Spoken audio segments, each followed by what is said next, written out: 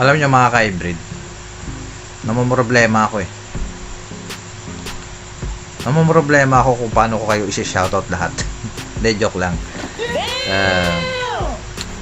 Paano ako makakatulong sa inyo kung paano maka-order ng super inbreed GSR 12 varieties mga ka-hybrid. Tapusin mo lang ito mga ka-hybrid, itong video na to na ibibigay ko sa inyo, at paki-comment lahat po ng mga gusto magpa-shoutout. I-comment mo na dyan sa down section lahat ng mga gusto magpa-shoutout at isa-shoutout natin sa susunod natin vlog. What? At ibibigay ko rin lahat ng detalye sa mga gustong umorder ng super inbreed GSR 12 varieties ng mga ka-hybrid. Ito ay malakas umani mga ka-hybrid, hindi ka magsisisi rito.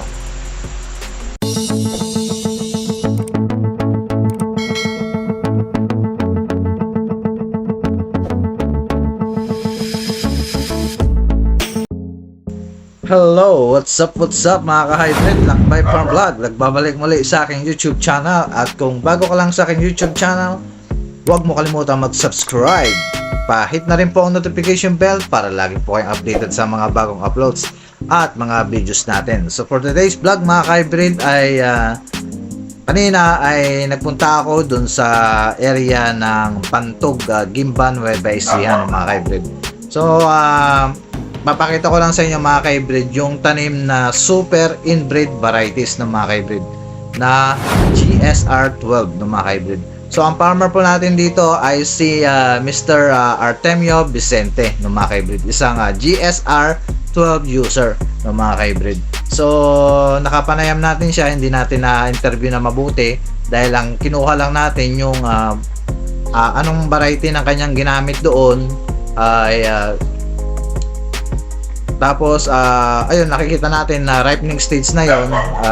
Susubukan natin sa susunod na ating vlog ay kakapanayamin natin siya tungkol sa kanyang tanim at tatanungin din natin yung kanyang ani doon no mga ka-hybrid. Pero bago yan mga ka-hybrid, sa mga nagtatanong sa akin kung paano ba mag-order o i-order yung ganong super inbreed varieties ng mga ka-hybrid, dito sa Nueva Ecija lang yan na makaka-avail ng mga ka-hybrid. Pero pwede rin naman online ng mga ka-hybrid. So ipipm nyo lang si Sir Gabriel Justin yan mga ka-hybrid.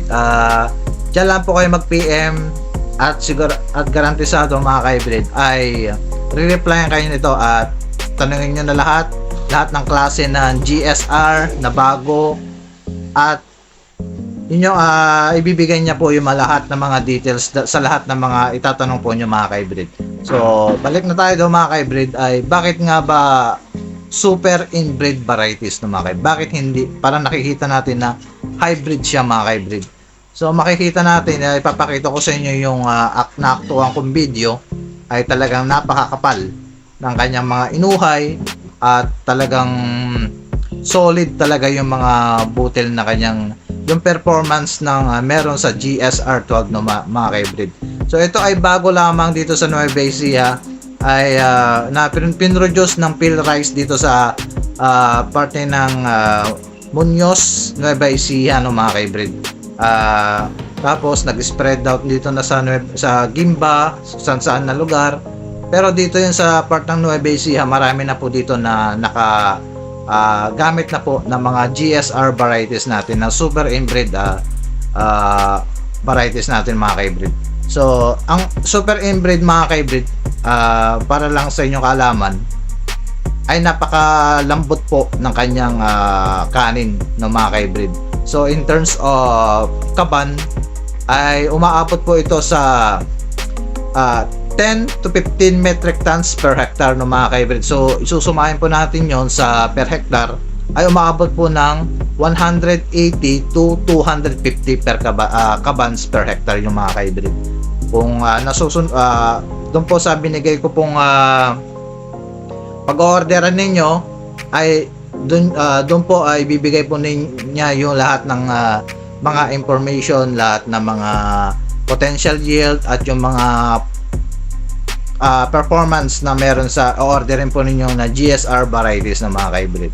Pero bago yan mga ka-hybrid ay konting video lang at ipapasulyap ko lang sa inyo yung aking naging experience dito sa nakita kong GSR 12 super inbred varieties. So ano pa hinihintay nyo mga ka-hybrid, samahan nyo ako at tingnan natin at siyasatin natin yung crop standing ng meron sa GSR super inbred varieties ng dito sa field rice ng mga ka-hybrid dito sa Nueva Ecija. So tara, let's go!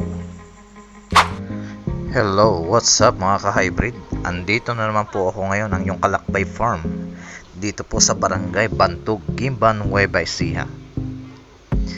Siyempre mga ka-hybrid, bakit ako ngayon nandito, no?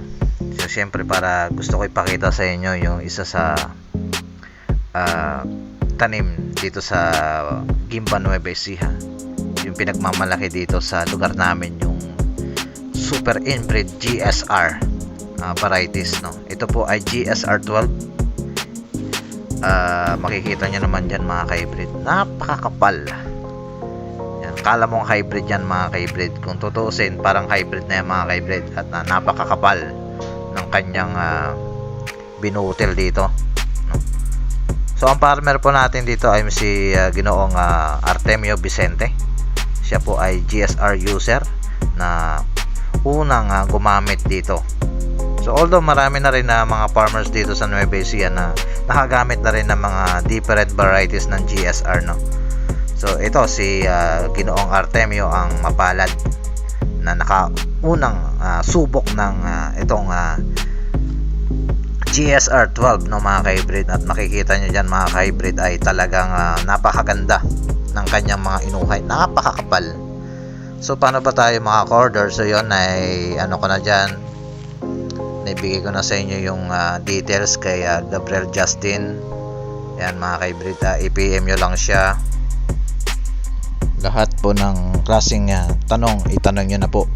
Protocol, potential yield, yan po lahat na pwede nyo itanong, sasagutin po kayo ni Sir.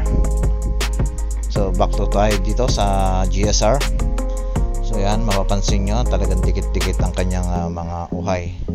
So maganda naman talaga ang GSR, no? Ito ay recommended wet or dry season mga ka-hybrid. So yan ay dry season ngayon, ay sila po ay nagtanim ng GSR 12 super inbred. So tingnan nyo naman ang mga kanyang uhay, dikit na dikit, kapal. So pagdating mga ka-hybrid sa bigas ay hindi po ito panisin, no? Hindi rin po ito lagasin na katulad yung iba na pagka konting hangin lang ay nauhulog na yung kanyang mga butil. Pero itong GSR, matibay po ang kanyang mga butil sa kanyang uhay. So yun po yung quality performance ng isang GSR 12 varieties. May mga GSR na varieties din na matitibay din ang kanyang mga butil na hindi lagasin. Ayan, marami po kayong option mga ka-hybrid kung kayo po ay mag-avail ng GSR varieties, no? So marami pong mga available na pwede nyo pong itanim na GSR bukod po rito sa GSR 12, no mga ka-hybrid. So PM nyo lang si Sir Justin, ay lahat po ng klaseng GSR itanong nyo na po mga ka-hybrid yung alin po ba yung mas magandang GSR na may re-recommenda sa inyo mga ka-hybrid, no, sa inyong area. So katulad ito, one sample ng isang GSR 12 na makikita nyo ay talagang makikita talaga natin dyan ay napakakapal po ng kanyang mga butil, uhay at mahahaba din mga ka-hybrid. Yan. Ang GSR 12 po, hindi lang po sa lagasin, no? Matibay din po ito sa sakit ng mga ka-hybrid. Kahit hindi po kayo mag-spray ng mga insecticide, ay hindi po ito basta-basta dinadapuan ng mga insekto katulad ng atangya, mga black bugs at iba pa, no mga ka-hybrid. Although ang stem borer ay hindi na talaga may iwasan yan mga kaib, kahit mag-spray tayo ng pang-insekto no mga kaibrid, ay talagang aatakin pa rin ang ating mga palay no, laban sa mapanilang stem borer. So makikita nyo yan, talaga may mga stem borer pa rin dyan, yung uban. Ayan. So hindi kayo magsisisi rito mga kaibrid sa GSR na to no, variety. Marami kasing klase ng GSR. So ito yung una kong plug ng GSR 12 na para kayo ay kung gusto niyo mag-avail. Ayan na po yung kasagutan sa inyong mga sa mga problemado natin farmers na nag-iisip kung ano po ba yung pwede nyong itanim nitong darating na wet season na naman mga kaibrid, o tag-ulan no? So alam naman natin na ayan, dry season ay talagang dumadapa na sa sobrang I think talagang mabigat din talaga yung kanyang binutel, kaya mapansin nyo talagang nakadapa na yung iba no. So ayan, hindi na kayo talo rito sa GSR kung compare sa kung kayo ay magha-hybrid. Talagang mahal ang gastos talaga sa hybrid. Katulad nung sa amin umaabot kami ng gastos noon ng 40 hanggang sa dinedemo namin, hanggang sa makakatipid kami 30,000 yan mga ka-hybrid. So ngayon ito yung tanim naming SL19 ay talagang medyo nakamura kami dito no. Yan. So yan mga ka-hybrid ay konting tip, kaalaman ko lang sa inyo yung bago naming variety dito sa lugar namin no, dito sa Nueva Ecija no, ang GSR super inbred varieties no mga ka-hybrid no. At siyempre marami na rin tayong farmers na nakakasubok ng mga inbred na makakapal din ng malalakas din umani no mga ka-hybrid. So itong GSR bago sa ating kaisipan natin kung bakit may mga dumarating na GSR. Marami pa yan mga ka-hybrid na alam nyo naman mga ka-hybrid, ang ating Department of Agriculture ay gumagawa talaga ng paraan na tungo sa kaunlaran ng ating mga farmers na talagang maparami ang kanilang mga ani no. So although talaga yung matagtuyot talaga yan talaga sa mga problema natin ng mga farmers, yung El Nino mga ka-hybrid. So baka naman yan mga ka-hybrid no, sa ating mahal na shoutout sa inyo mga ka-hybrid sa ating Department of Agriculture na sana ay mas lalo pang paigtingin natin ang ating mga kaalaman sa ating mga pagsasaka ng mga ka-hybrid yan.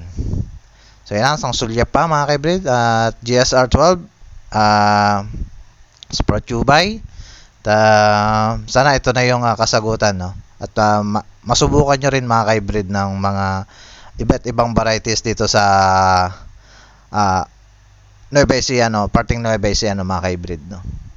Yan, maraming salamat muli. Ingat po at God bless.